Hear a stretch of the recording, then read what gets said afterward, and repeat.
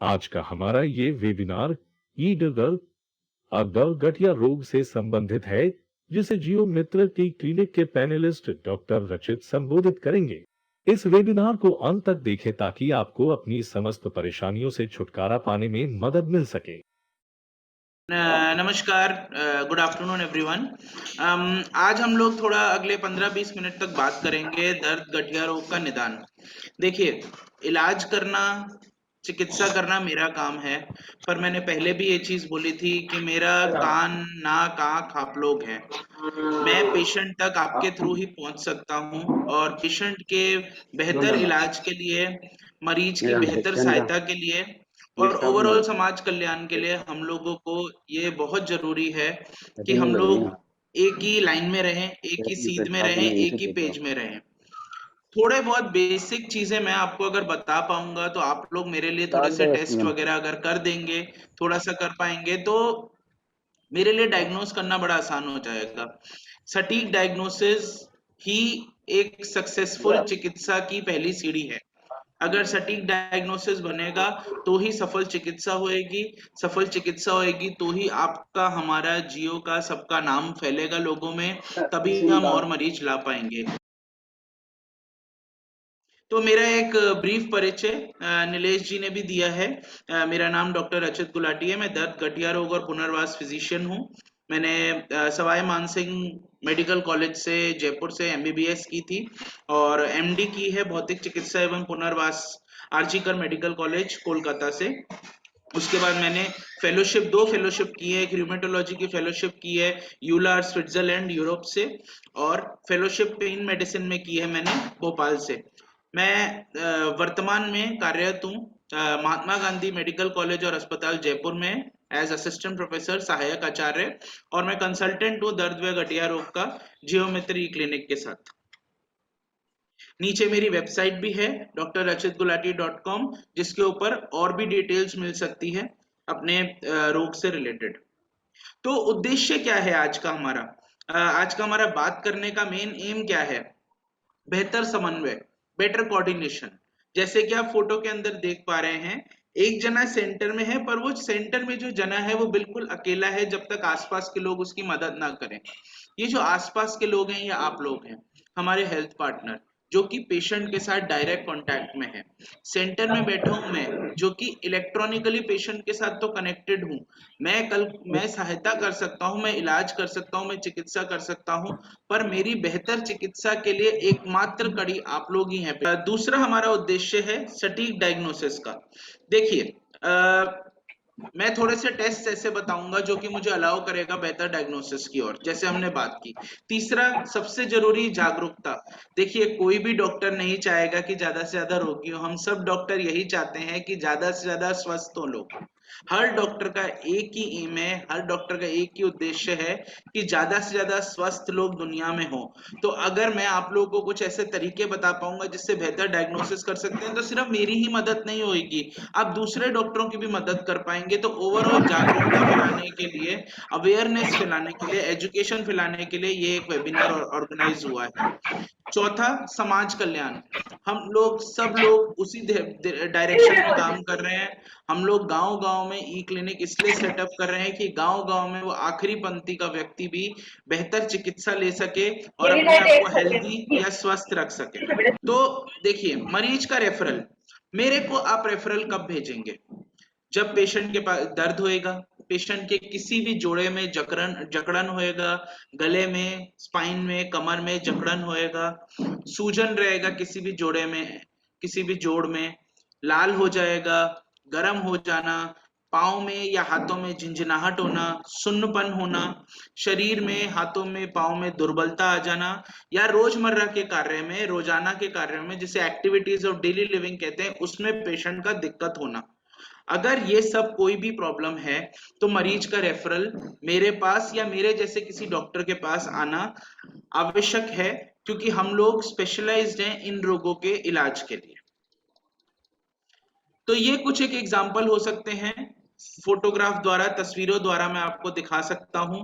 जैसे घुटने में किसी के दर्द है, घुटना लाल हो रहा है, हाथों में झिंझनाहट या हाथों के जोड़ में दर्द है, पाँव का जोड़ फूल जाए, जिसे गाउट हम लोग बोलते हैं कॉमनली, वो हो जाए, पाँव में जैसे पिन प्रिक जैसे सुइयां चुभ रही हो, या जलन हो रही हो, या सुनपन हो, या झिंझनाहट हो रही हो, या चींटियां चल रही हो, उस जैसी कोई सी फीलिंग हो, या फिर हाथों में लकवा, हाथ पांव में लकवा, लकवे के बाद जो वीकनेस आ जाती है, दुर्बलता आ जाती है, हाथ पांव जकड़ जाते हैं, पहले पहले दुर्बलता आती है फिर जकड़ जाते हैं, वो सब चीजें हो, किसी पर्टिकुलर जॉइंट जैसे एडी का जॉइंट या घुटने का जॉइंट, इन या घुटना या एड़ी ये फूल जाएं, ये सब बेसिक पेशेंट्स होते हैं जो आप हम तक रेफरल पहुंचा सकते हैं। एंड यूरोप में भी यही बोला जाता है, आज भारत देश में भी यही बोला जाता है, अर्ली डायग्नोसिस, जल्दी से डायग्नोसिस करना, और टारगेट टू ट्रीट मतलब उच्चतम चिकित्सा हम लोगों को देना। ये अगर सही समय पे पेशेंट को मिल जाए तो हम लोग डिजीज को रिवर्ट बैक कर सकते हैं, यानी कि बीमारी को वापस से हेल्दी की तरफ ला सकते हैं। अक्सर पेशेंट मुझसे पूछते हैं, जियो पे भी पूछते हैं, सामने पेशेंट आने वाले भी पूछते हैं कि मेरे अगर रूमेटॉइड अर्थराइटिस है यानी कि गठिया रोग है, तो क्या मैं कभी ठीक हो पाऊंगा या हो पाऊंगी। मैं उनको एक ही जवाब देता हूं कि यदि आपका सही समय के ऊपर, गोल्डन पीरियड, स्वर्णिम समय के अंदर अगर डायग्नोसिस हो जाए और सही डॉक्टर तक आप पहुंच जाए जो कि आपको सटीक ट्रीटमेंट, पिन पॉइंट ट्रीटमेंट अगर दे सके, तो आपका डिजीज रिवर्ट बैक भी हो सकता है, यानी आपकी बीमारी वापस से आप हेल्दी बन सकते हैं। ऐसा नहीं है कि आपको पूरी लाइफ दवाई खानी पड़ेगी या पूरी जिंदगी चिकित्सा लेनी पड़ेगी, आप अपनी जिंदगी को बहुत ही स्वस्थ तरीके से काट सकते हैं। तो ये अगर सही रेफरल, सही समय पे रेफरल आ जाए, आप अपने गांव गांव तक इस चीज को पहुंचाइए कि सही समय पे रेफरल करना, सही समय पे डॉक्टर को दिखाना बेहद जरूरी है। तो हम लोग अब top to head to toe, सर से लेके पांव तक कुछ एक चीजें डिस्कस करेंगे, क्या क्या रोग हो सकते हैं, कैसे कैसे बेसिक टेस्ट हो सकते हैं। कोई आपकी अगर दिक्कत हो, कोई परेशानी हो, आप चैट बॉक्स में लिखिए या अपने पास एक पेपर में लिख के रखिए। अगले 15 से 20 मिनट बाद जब सेशन एंड होगा आप मुझसे जरूर पूछ सकते हैं। नहीं तो मेरी वेबसाइट नीचे है, एंड में मेरा फोन नंबर और मेल आईडी होगा, नहीं तो आप जियो के किसी भी एम्प्लॉय के थ्रू मेरे तक पहुंच सकते हैं। मैं सदैव आपके लिए उपस्थित हूँ, अवेलेबल हूँ। तो सबसे पहले हम बात करते हैं सर दर्द की। सर दर्द प्रिंसिपली जो आपके पास आएंगे, वो आएंगे टेंशन टाइप सर दर्द। टेंशन मतलब मसल में टेंशन, मांसपेशियों में खिंचाव की वजह से टेंशन।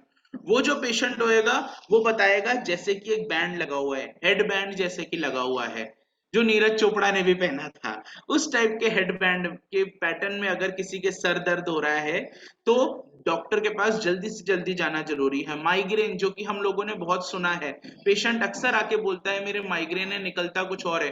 माइग्रेन कैसा होता है? माइग्रेन एक पर्टिकुलर साइड को पूरा का पूरा इन्वॉल्व करता हुआ जाता है। क्लस्टर हेडेक, पेशेंट आके बोलेगा मेरी एक आंख और आंख के अंदर की तरफ इतना दर्द हो रहा है कि मैं देख भी नहीं पा रहा, मेरा ऐसा मन कर रहा है कि मैं आत्महत्या कर लूं। इस टाइप का पेशेंट अगर आपके पास आए, इमीडिएटली डॉक्टर के पास पहुंचना जरूरी है। चेहरे में दर्द अथवा अन्य दिक्कतें, अभी हम चेहरे पे आते हैं। सबसे पहले ये जो आपकी पहली फोटो जो है, ये महिला, इनके चेहरे पे एक पर्टिकुलर जॉइंट होता है, यहाँ पे जो आ करते हुए हमारा जॉइंट एक फील होता है। आप सब अपने भी हाथ टच करके आ करके देख सकते हैं, यहाँ पे एक जोड़ फील होता है जिसको हम टीएम जॉइंट बोलते हैं।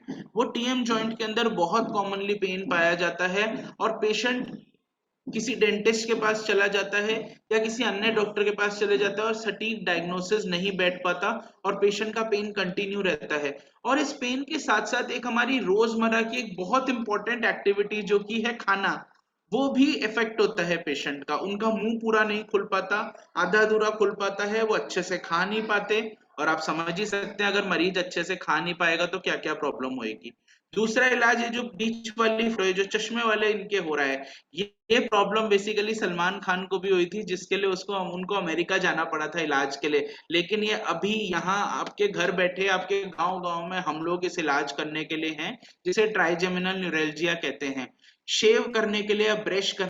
अब हम आते हैं गर्दन में दर्द पे। बहुत कॉमन प्रॉब्लम है, सर्वाइकल स्पॉन्डिलाइटिस बोल के बहुत मरीज आते हैं। गर्दन के पीछे की तरफ दर्द हो रहा है, वो हाथों में जा रहा है, गर्दन के पीछे का दर्द पीठों में जा रहा है। ये वाली बहुत कॉमन प्रॉब्लम्स हमारे बीच में पेशेंट प्रस्तुत करता है। तो इसके लिए एक इंपॉर्टेंट टेस्ट है स्पर्लिंग टेस्ट।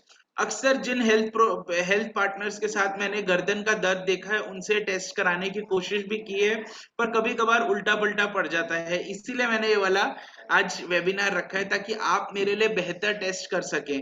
उससे मैं पहचान पाऊंगा कि गर्दन का दर्द हाथ में आ रही नसों को तो नहीं दबा रहा जिसकी वजह से हाथों में झंझनाहट हो रही है, उसको देखने के लिए वाला टेस्ट होता है। इसके लिए क्या करना है, जो पीछे खड़े हैं वो हमारे हेल्थ पार्टनर होंगे, जो सामने बैठे हैं वो हमारे मरीज होंगे। मरीज को हेल्थ पार्टनर रिक्वेस्ट करेंगे, आग्रह करेंगे कि वो अपने गर्दन को पीछे की तरफ लेके जाएं और जिस साइड में झंझनाहट जा रही है उस साइड में अपनी गर्दन को, यानी अगर मेरे दाएं साइड में जा रही है, गर्दन को पीछे करें और अपने कान को उस कंधे के करीब लेके जाएं इस तरीके से। और फिर आप सर को, जो हेल्थ पार्टनर्स होंगे हमारे, दोनों हाथों से जेंटली, बड़े आहिस्ते से, बड़े हौले से सर को दबाएंगे। तो पेशेंट अगर कहेगा कि मेरे हाथों में फिर से झंझनाहट जा रही है, तो मुझे बहुत ही सटीक डायग्नोसिस बैठ पाएगा कि इसके गर्दन में जो जो मरीज है हमारे, उनके गर्दन का जो दर्द है वो नसों को भी अफेक्ट कर रहा है। तो इससे मेरे लिए डायग्नोसिस करना बड़ा आसान हो जाएगा। तो ये एक टेस्ट है जो आप मेरे लिए करके दे सकते हैं, स्पर्लिंग टेस्ट इसको बोला जाता है। दूसरा है ट्रिगर पॉइंट्स। हमारे शरीर में खराब पोस्चर की वजह से, स्ट्रेस की वजह से, अन्य रोग जो होते हैं, शुगर, थायराइड इत्यादि, इनकी वजह से कभी कभी क्या होता है, हमारे शरीर में कुछ ट्रिगर पॉइंट्स बैठ जाते हैं। ट्रिगर जैसे कि गन, जैसे कि एक बंदूक के अंदर ट्रिगर होता है जिसको दबाओ तो गोली चलती है। ये जो लाल पॉइंट्स हैं ये उसकी तरह पॉइंट्स हैं जिनको जब दबाया जाए तो एक वाइड स्प्रेड एरिया में, यानी कि एक पूरे फैले हुए इलाके के अंदर बॉडी के दर्द महसूस होता है पेशेंट को। पर जो उस दर्द का मूल कारण होता है वो एक पर्टिकुलर पॉइंट होता है जो कि एक उंगली के जितना होता है, पर उसकी वजह से बहुत एरिया में दर्द हो रहा होता है। ये डायग्नोसिस बड़े ही मुश्किल से होता है क्योंकि सबको लगता है कि ये दर्द हड्डी की वजह से आ रहा है, यानी कि सर्वाइकल स्पाइन, जो गले के पीछे रीढ़ की हड्डी है, उसकी वजह से आ रहा है, या किसी नर्व की वजह से आ रहा है। बट असल में वो एक छोटा सा एक उंगली जितना पॉइंट होता है। तो ये वाले पॉइंट के ऊपर आप छू के या उसको दबा के मुझको बता सकते हैं कि कहीं ये वो पर्टिकुलर पॉइंट तो नहीं है। अगर वो पर्टिकुलर पॉइंट है तो मेरी चिकित्सा एक तरफ में जाएगी, और अगर इससे पहले वाले की तरह है कि हड्डी से नसों को इफेक्ट कर रहा है तो एक तरफ में जाएगी।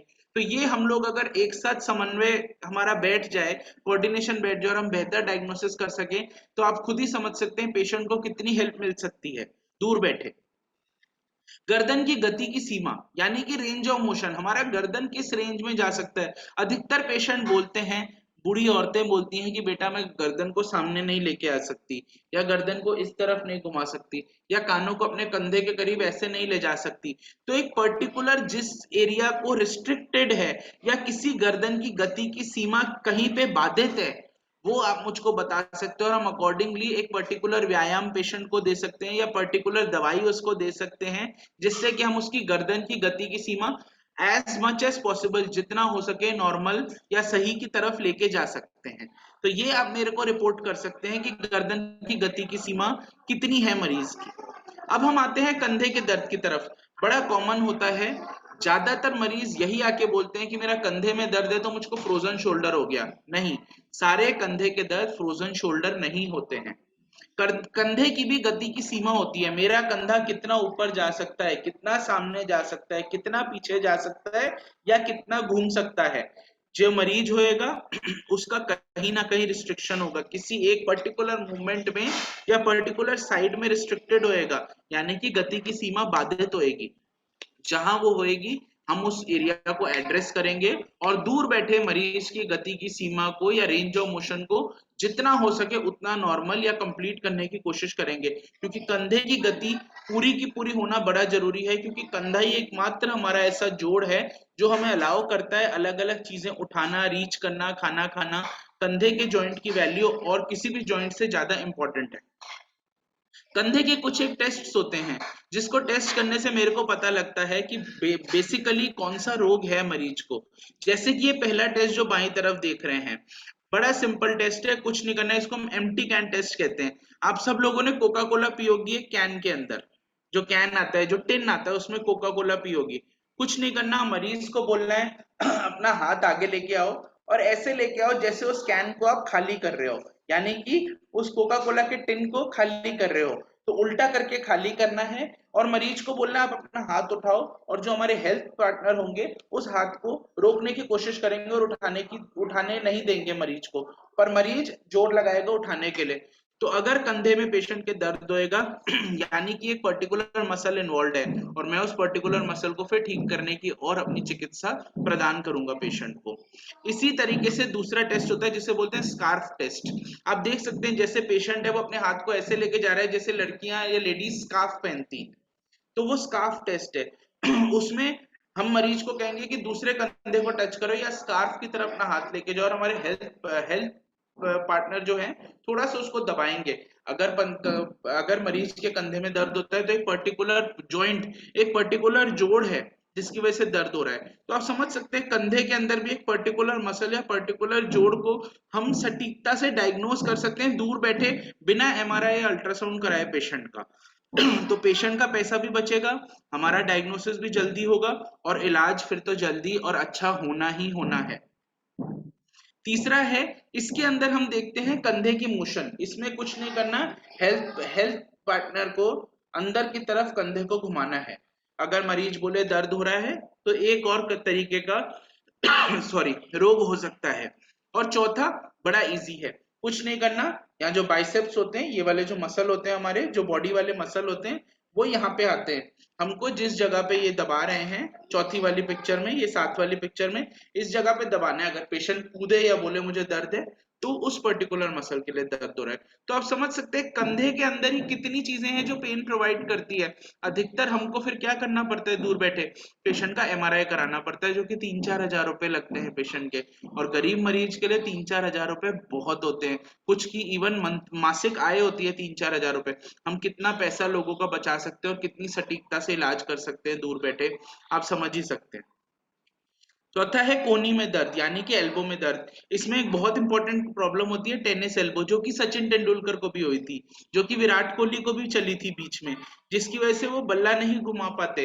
ऐसे स्पोर्ट्स पर्सन बहुत होते हैं, लेकिन कॉमन पीपल को भी बहुत होता है, जैसे कि कारपेंटर जो कि स्क्रू ड्राइवर का काम करता है, उसको यहाँ पे बहुत दर्द होता है। उसके लिए एक बहुत इंपॉर्टेंट टेस्ट आप कर सकते हैं कि पेशेंट को बोलिए अपनी मुट्ठी बंद करे और मुट्ठी उठाए और आप उस मुट्ठी उठाने को रोके, जैसे कि फोटो में दिया है। अगर पेशेंट के यहाँ पे दर्द हो रहा है, जहां पे अंगूठा दिखाई दे रहा है हमको दूसरा वाला हाथ डॉक्टर का, इसका मतलब उसको टेनिस एल्बो है। हम उसकी चिकित्सा दूर बैठे भी कर सकते हैं। तो हम लोग बैठ के मिल के ऐसे डायग्नोसिस को दूर बैठे भी दे सकते हैं। कारपेंटर हुए, प्लम्बर हुए, इलेक्ट्रिशियन हुए जिनका स्क्रू का काम है, जिनका छोटा छोटा काम है, टेलर हुए जिनको सुई धागे के साथ काम करना पड़ता है, उनके में बहुत दर्द होती है। घर बैठी स्त्री यानी कि हाउसवाइफ हुई जिनका बेलन के साथ बहुत काम है रोटी बनाते हुए, उनके वाले दर्द बहुत कॉमन होते हैं। फिर हाथ में गठिया रोग का टेस्ट यानी कि रूमेटॉइड आर्थराइटिस का टेस्ट। इसके लिए कुछ नहीं करना, हाथ पकड़ना है और हमको स्क्वीज करना है। स्क्वीज माने निचोड़ना है, निचोड़ेंगे पेशेंट कूदेगा, दर्द होएगा। मेरे को पता लगेगा कि उसके अंदर जो गठिया रोग की तीव्रता है वो कितनी ज्यादा है या कितनी कम है। तो ये एक बहुत अच्छा टेस्ट है जो आप मुझको बता सकते हैं। ये टेस्ट में अधिकतर जिन एचपीज ने मेरे साथ काम किया है, मैं हर बार करवाने की कोशिश करता हूँ उससे, क्योंकि ये सिंपल टेस्ट है, इसमें कुछ बहुत ज्यादा नहीं करना, पकड़ना है और निचोड़ना है।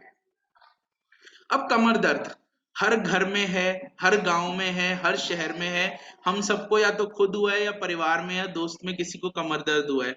उसके 3-4 छोटे छोटे टेस्ट है जिसमें मुझे पता लग जाए कि ये डिस्क की वजह से दर्द है या किसी जोड़ की वजह से दर्द है या सिंपल मांसपेशियों की वजह से दर्द है। पहले तो कमर की गति की सीमा कितनी है, जैसे कि गर्दन में देखा था, सामने कितना झुक सकता है, पीछे कितना झुक सकता है, साइड में कितना झुक सकता है, और ट्विस्ट यानी कि घूम कितना सकता है। इनमें से कितना वो कर सकता है, नहीं कर सकता, या कितने में दर्द हो रही है, उससे मुझे एक आइडिया मिलता है कि पेशेंट का कौन सा वाला पार्ट रिस्ट्रिक्टेड है यानी कि बाधित है, और मैं उस सिचुएशन को एड्रेस कर सकता हूँ यानी उसकी चिकित्सा कर सकता हूँ। स्ट्रेट लेग रेज बड़ा सिंपल है, मरीज को लिटाइए और जैसे कि फिगर नंबर बी में, सात वाली फिगर में दिया हुआ है, खुद से उसका पाँव उठा के दिखाइए। मरीज को बोलिए वो नहीं उठाएगा, वो पूरा पाँव खाली छोड़ देगा, ढीला छोड़ देगा, और आपको दोनों हाथों से उसका पाँव उठाना है। यदि मरीज 30 डिग्री से 70 डिग्री के बीच में, यानी कि 70 डिग्री से 30 डिग्री के बीच में अगर दर्द फील करता है, इसका मतलब स्लिप डिस्क हो रहा है मरीज को, जो कि बड़ी कॉमन बीमारी है। छोटा सा टेस्ट है और हमको स्लिप डिस्क का पता लग जाए, हमें एमआरआई कराने की ही जरूरत नहीं, हमें एक्सरे कराने की जरूरत नहीं, और हम सटीकता से इलाज कर सकते हैं मरीज का और उसको फायदा दे सकते हैं बहुत ज्यादा। लोडिंग टेस्ट, कुछ नहीं करना, मरीज को बोलना है एक साइड पर ट्विस्ट करो और पीछे की तरफ चले जाओ, यानी कि ऐसे ट्विस्ट करो पीछे चले जाओ, या फिर ऐसे ट्विस्ट करो और पीछे चले जाओ। और यदि मरीज के बीच की रीढ़ की हड्डी के पास में जस्ट 2 से 3 सेंटीमीटर पास में किसी जगह पे दर्द हो रहा है यानी एक पर्टिकुलर जॉइंट में दर्द है, वो डिस्क नहीं है, वो स्लिप डिस्क नहीं है, वो जॉइंट का दर्द है, उसका इलाज डिफरेंट होएगा। तो मरीज को जल्दी राहत मिलेगी। चौथा है फेबर टेस्ट, इसके अंदर कुछ नहीं करना, हमें 4 बनाना है, देख सकते हैं आप 4, नंबर 4, अंग्रेजी में नंबर 4, ऐसे 4 बनाना है, घुटने पे प्रेशर डालना है और इधर कूल्हे पे प्रेशर डालना है। पेशेंट के अगर पीछे की तरफ पेन फील हो तो आप मुझको बता सकते हैं कि पेशेंट के यहाँ पेन है। पायरिफॉर्मिस टेस्ट, इसमें वैसा ही 4 बना के मरीज को पेट की तरफ लेके जाना है जैसे पहले 4 बनाया था, और मरीज के अगर यहाँ पे दर्द हो, ये जो बटक्स हैं, मरीज के जो कूल्हे की हड्डी के पास का जो रीजन है, यहाँ दर्द हो, ये बहुत ही कॉमन प्रॉब्लम है। 2 से 3 दिन पहले भी मेरे पास एक रेफरल आया था, मैंने खुद के ऊपर करके हेल्थ पार्टनर के साथ वो टेस्ट डिस्कस किया और हमने सटीकता से उस पेशेंट का 3-4 दिन के अंदर अंदर इलाज कर दिया जियो के माध्यम से ही। तो ये टेस्ट बहुत अच्छा है, आप लोग सीख सकते हैं। ये सारे टेस्ट आप लोग जाके यूट्यूब पे भी देख सकते हैं, या कुछ कंफ्यूजन हो तो मुझे बोल सकते हैं, मैं आपको वीडियोस भी प्रोवाइड करा सकता हूँ इस चीज के, नहीं तो यूट्यूब पे फ्रीली अवेलेबल है। अभी घुटने में दर्द बड़ा कॉमन प्रॉब्लम है, घुटने में सूजन, देखिए ऐसा दिखता है सूजन, हम दोनों घुटने को कंपेयर करते हैं, यानी दोनों घुटनों का तुलना करते हैं और देखते हैं पर्टिकुलर जॉइंट में सूजन है कि नहीं है। सूजन है तो इंजेक्शन से लेके बहुत तरीके की चिकित्साएं की जा सकती है, लेकिन कुछ पर्टिकुलर दवाइयां हैं जो इस सूजन को सुखाने में हेल्प कर सकती हैं। तो ये सूजन आप लोग ही मुझे बता सकते हैं, क्योंकि कैमरे के माध्यम से मेरे लिए ये चीज देखना बड़ा मुश्किल हो जाता है सटीकता के साथ, पर आप वहां बैठे हैं मरीज के साथ, आप अच्छे से छू के, हाथ लगा के या ऐसे ही देख के बता सकते हैं घुटने में सूजन है कि नहीं है। घुटने में कड़कड़ाहट, कुछ नहीं करना, जैसे ये कर रहे हैं, घुटना एक बार सीधा कीजिए, फिर मोड़िए, फिर सीधा कीजिए, मोड़िए, और यहाँ पे जैसे दायां हाथ रखा हुआ है ऐसा हाथ रखिए, और इससे आपको पता लगेगा, सॉरी ये चल गया, हाँ जी, इससे आपको पता लगेगा कि घुटने में कहीं कड़कड़ाहट तो नहीं आ रही। घुटने में कड़कड़ाहट मतलब ऑस्टियोआर्थराइटिस, यानी उम्र की वजह से जो गठिया होता है, उम्र की वजह से जो डिजनरेशन हो जाता है, जो घुटने खराब हो जाते हैं, जो गठिया हो जाता है, और फिर पेशेंट तो एड़ी की गति की सीमा के लिए 4 ही गतियां हो सकती हैं एड़ी में, या तो ऊपर नीचे जा सकता है, या बाहर और अंदर की तरफ ट्विस्ट हो सकता है, ये आप अपनी एड़ी पे भी करके देख सकते हैं।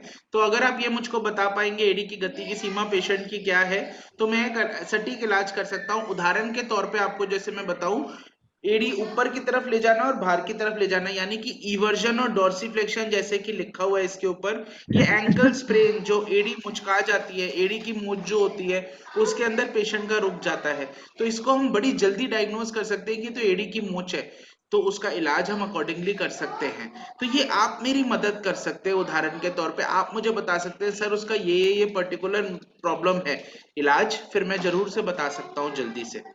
एक होता है पाँव के तलवे में दर्द, बड़ा कॉमनली आपने देखा होगा, पेशेंट बैठा है और जैसे ही उठा तलवे में दर्द हुआ, चलने के बाद थोड़ा कम हो गया, सो के उठने के बाद तलवे में दर्द हुआ चलने के बाद कम हो गया, उसका इलाज करने के लिए हमको सिर्फ इस पर्टिकुलर एरिया को दबाना है जहां पे दबा रहे हैं। पेशेंट अगर कूदेगा, हमारा डायग्नोसिस कुछ सेकंड के अंदर अंदर मिल जाएगा।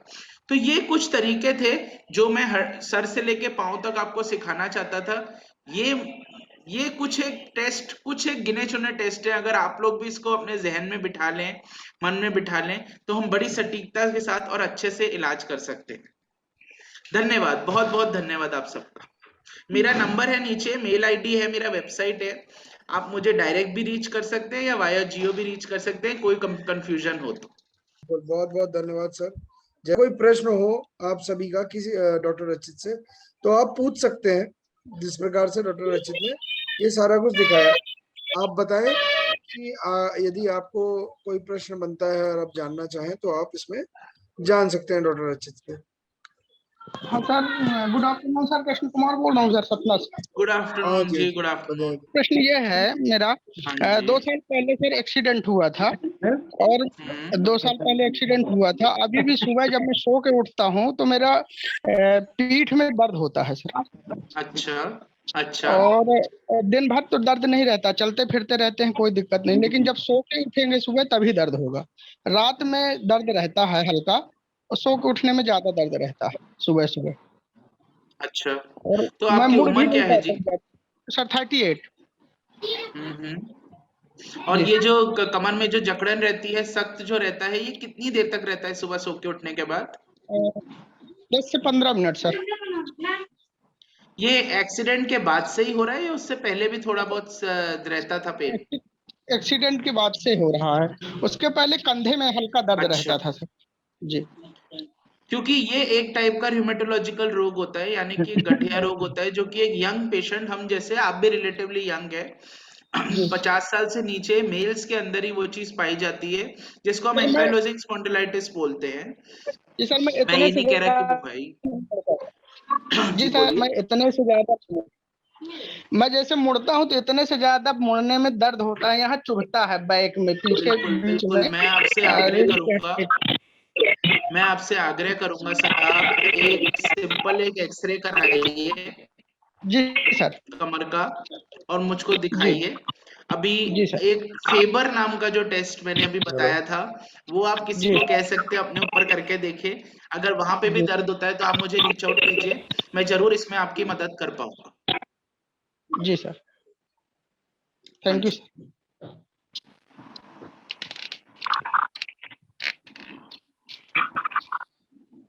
Thank you sir. Most welcome.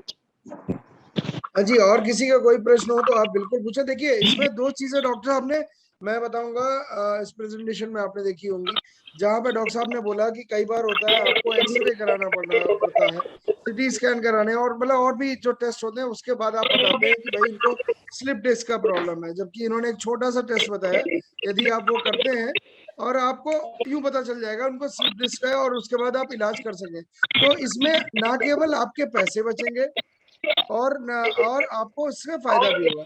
Doctor अंकुर, आप कुछ कहना पूछना चाह रहे हैं? सर मेरे एक पेशेंट है, उनको ना लेटरल साइड में पेन होता है, नी में अनबियरेबल अच्छा पेन जी। होता है जब हम उनका एंकल लेटरल साइड की तरफ फोल्ड करते हैं, तो उनको 6 मंथ से ये पेन है। हम्म। काफी पुरानी इंजरी हुई थी पहले, लेकिन पहले अच्छा, तो पेशेंट का दर्द उम्र नहीं था, कितना है लेकिन अब डॉक्टर दर्द अंकुर? है उनको। ठीक है, 26 ईयर ठीक है, सर। ठीक है। देखिए, iliotibial band syndrome, IT band syndrome होता है। वो इलियोटिबियल बैंड हमारी कूल्हे की हड्डी से हमारे नी की तरफ जाता है, उसको बोलते हैं इलियोटिबियल बैंड। जी एक इलियम नाम की हड्डी होती है कूल्हे में, और टिबिया नाम की हड्डी होती है पाँव में, उसके बीच में वो एक बैंड होता है, जो हमारे पाँव को लेटरल साइड में लेके जाने में मदद करता है। जैसे हम सीधे खड़े और एकदम से ऐसे, बैंड जहां पे अटैच होता है, उस अटैचमेंट के ऊपर इरिटेशन होती है, उस अटैचमेंट के ऊपर दर्द होने लग जाती है, वहां पे जलन होने लग जाती है। तो ये एक कॉमन प्रॉब्लम होता है यंग पेशेंट्स के अंदर, इस तरीके का दर्द होने का।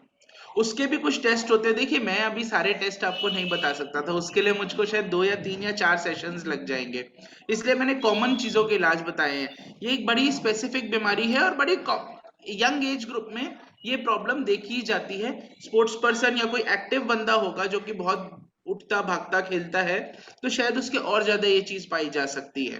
तो जरूर, अगर मुझे अच्छे से याद है, जब मैं कलकत्ता में पीजी कर रहा था, एक मोहन बगान के फुटबॉल प्लेयर थे जिनका मैंने यही प्रॉब्लम का इलाज किया था। सिमिलर प्रॉब्लम थी आपके जैसी, आपके पेशेंट जैसी। हम जरूर इस चीज को देखेंगे, हम लिगामेंट्स को भी टेस्ट करेंगे, और हम आईटी बैंड को भी चेक करेंगे, और फिर मिलके हम लोग इस पेशेंट को जरूर ठीक करने की पूरी कोशिश करेंगे।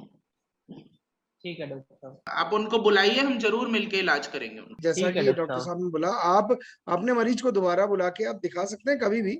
ये तो आपको जानकारी देने के लिए ये एक हम जो सेशन कर रहे हैं ये उसके लिए। देखिए अभी जितेंद्र भल्ला जी हैं, इन्होंने भी एक प्रश्न पूछा है कि जो लास्ट में हमने एडी वाला दिखाया था, उस स्टाइल में जो एडी में जो आपने दिखाया था ना, कि जिस तरीके से टेस्ट करना है, हाँ अगर जी। वैसा दर्द होता है तो वो क्या, उसका क्या कारण है, या अगर कुछ स्पेसिफिक बताएं। उम्र जो है मरीज की वो 29 वर्ष है, जितेंद्र जी ने ये बिल्कुल बोला है।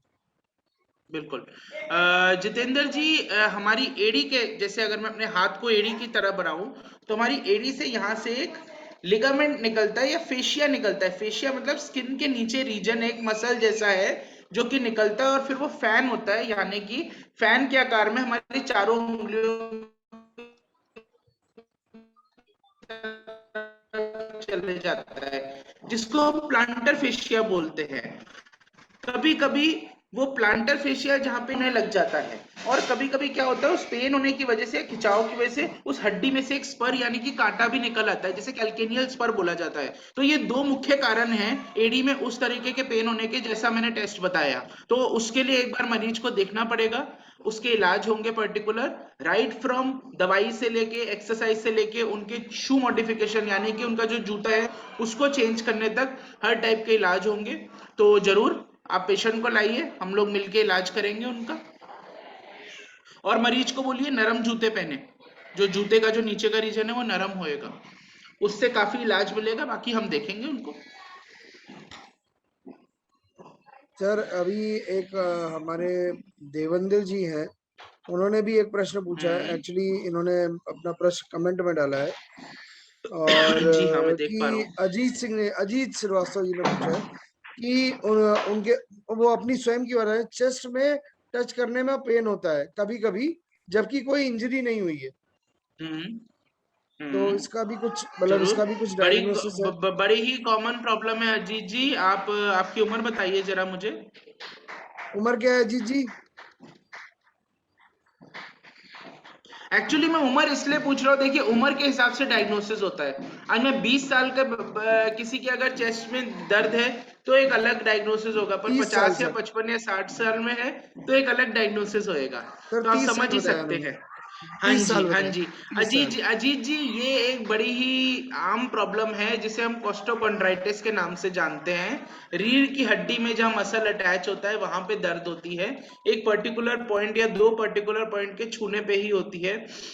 इसके लिए सबसे पहले तो आप कोई सी पेन किलर खा सकते हैं, गर्म पानी का सेक मलहम लगा सकते हैं, और जो प्राणायाम जो हमारे योग में होता है, नाक से सांस लेना, मुंह से आस्ते आस्ते छोड़ना, उसको कर सकते हैं आप। उससे बहुत हद तक रिलीफ मिलती है। और उसके बाद भी अगर नहीं हो रही तो आगे देखेंगे, फिर उसके बाद अगर और कुछ किया जा सके, बहुत टाइप के इलाज होते हैं जिसको हम आगे कर सकते हैं। पर बेसिकली जो आपकी प्रॉब्लम है मुझे कोस्टोकॉन्ड्राइटिस की तरफ जाती हुई दिखाई दे रही है। ज्यादा कोई सीरियस बात नहीं है, अंदर की प्रॉब्लम नहीं है। मुझे चैट बॉक्स में लिखा है डॉक्टर लखन ने कि दोनों लेग के पीछे की साइड में नाइट में दर्द रहता है। ये क्रैम्प्स होते हैं, सिंपल नाइट टाइम क्रैम्प्स होते हैं जो कि काफ मसल में आते हैं। ये आजकल के मौसम में जिसमें ह्यूमिडिटी ज्यादा है, पसीना ज्यादा आता है, उसमें ज्यादा आते हैं पानी और इलेक्ट्रोलाइट की कमी से। उसको हम रिप्लेनिश कर सकते हैं पानी और इलेक्ट्रोलाइट अच्छे से लेके। तो ये रोजमर्रा की प्रॉब्लम्स है, बड़ी कॉमन प्रॉब्लम्स है जिसका इलाज भी बड़ा कॉमन है और बड़ा सीधा है। आप मुझे नवीन डायरेक्टली जी, रीच आउट कर सकते हैं, डायरेक्टली बात कर सकते हैं। नवीन जी बात करना चाहते हैं। हाँ नवीन हाँ जी जी, पूछे। हाँ जी जी, हाँ जी। प्लीज प्लीज जी please. Sir, very good evening sir, बहुत अच्छे लेक्चर के लिए थैंक गुड यू। इवनिंग जी। अच्छा सर, मेरा most welcome, most welcome. Sir मुझे कोई प्रॉब्लम नहीं है, अभी तक जिनके भी क्वेश्चन आए खुद के आए थे, मेरी कंप्लेन पेशेंट की है।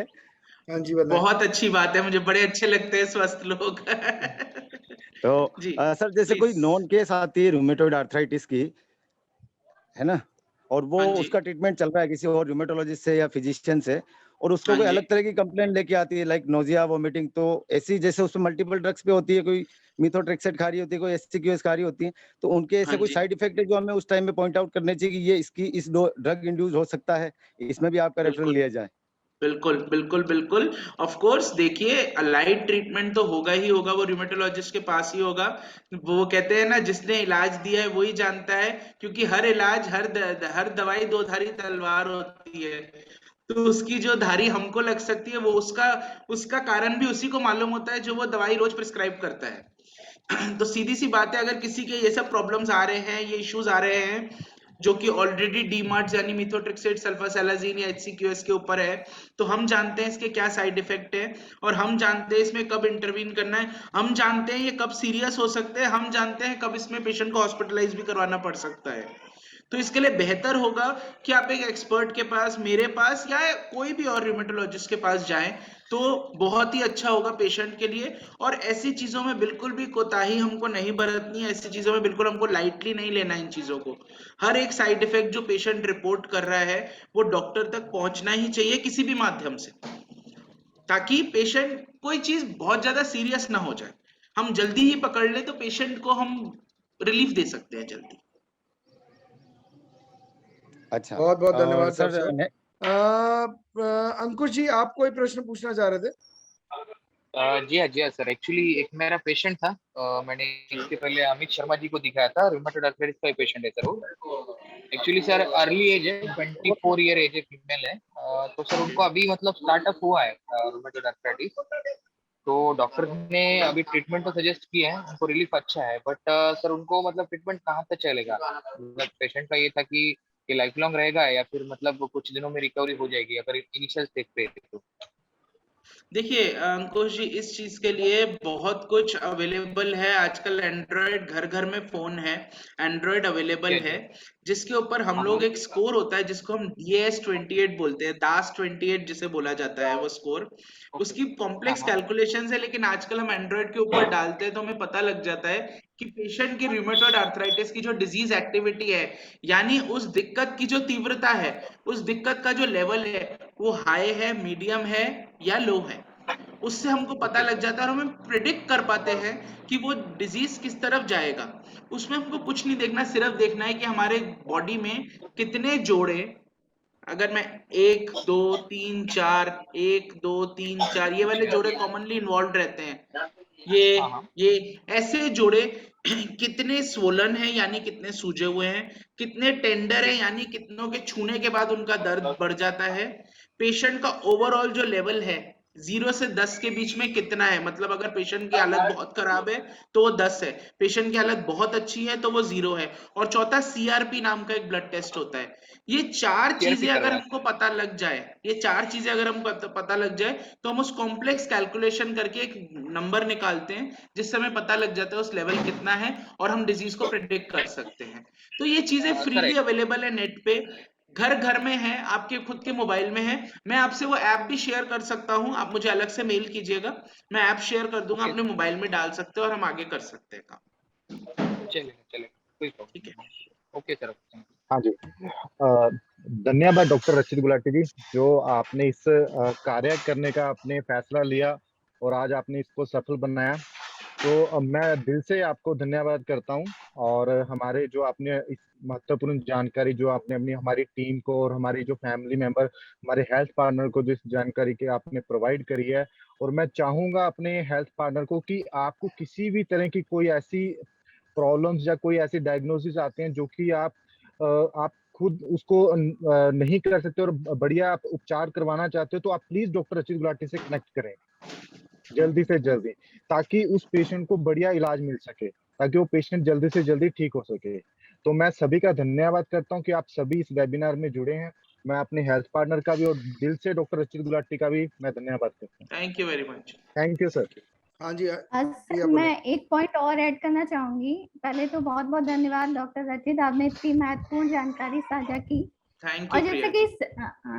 और जैसे कि सर ने भी कहा है कि एक बेहतर समन्वय और एक सटीक डायग्नोसिस होना बहुत जरूरी है, जिसमें मदद सिर्फ और सिर्फ हमारे हेल्थ पार्टनर्स ही कर सकते हैं। जैसा कि सर ने बताया, जो टेस्ट बहुत जरूरी हैं वो आप उचित प्रकार से करके सर को बताएं। इसके अलावा अन्य डॉक्टर्स के लिए भी मैं चाहूंगी कि आप वाइटल्स अच्छे से भरें, ताकि अन्य डॉक्टर भी जो भी मरीज की परेशानी हो रही है वो वाइटल्स देख के उनका अच्छी तरीके से इलाज कर पाए। और अगर आपको बिल्कुल। किसी भी प्रकार की समस्या आ रही है, नहीं जान पा रहे हैं कि किस डॉक्टर को दिखाना है, तो हमारा हेल्पलाइन नंबर है, हम लोग आपकी सेवा के लिए सदैव तत्पर हैं।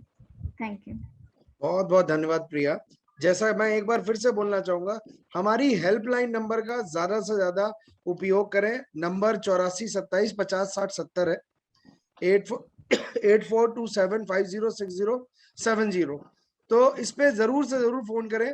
और मैं एक बार, जैसे कि हमारे सभी हमारे सुमित जी, प्रिया जी, नीतू जी, सभी का की तरफ से बहुत बहुत आभार है आप सभी के आने का। और हम बहुत बहुत आभारी हैं डॉक्टर रचित के, क्योंकि उन्होंने इस इस एक सीरीज की शुरुआत की सर आपने, और हम आगे भी मिलते रहेंगे इसी प्रकार। सभी डॉक्टर से हम प्रयास करेंगे इस तरह के जरूर, सेशन हो। जरूर। बहुत ही मतलब बहुत ही नॉलेजेबल सेशन था ये सर। मैं डॉक्टर ना होके मेरे पास मरीज नहीं आ रहे, मेरे को काफी सारी जानकारी मिल गई है जो मुझे भी काफी मदद करेगी जब मैं कभी इन पब्लिक बात करूंगा। कम से कम अपने रिश्तेदारों और बिल्कुल, दोस्तों को तो बता ही सकता हूँ। तो बहुत बहुत बिल्कुल, धन्यवाद बिल्कुल सभी का। नीलेश जी। बहुत बहुत सर, बहुत बहुत धन्यवाद sir. Thank you very much. नमस्कार, थैंक यू। नमस्कार सर। नमस्ते। नमस्ते। आपका दिन शुभ हो। Thank you. Thank you sir.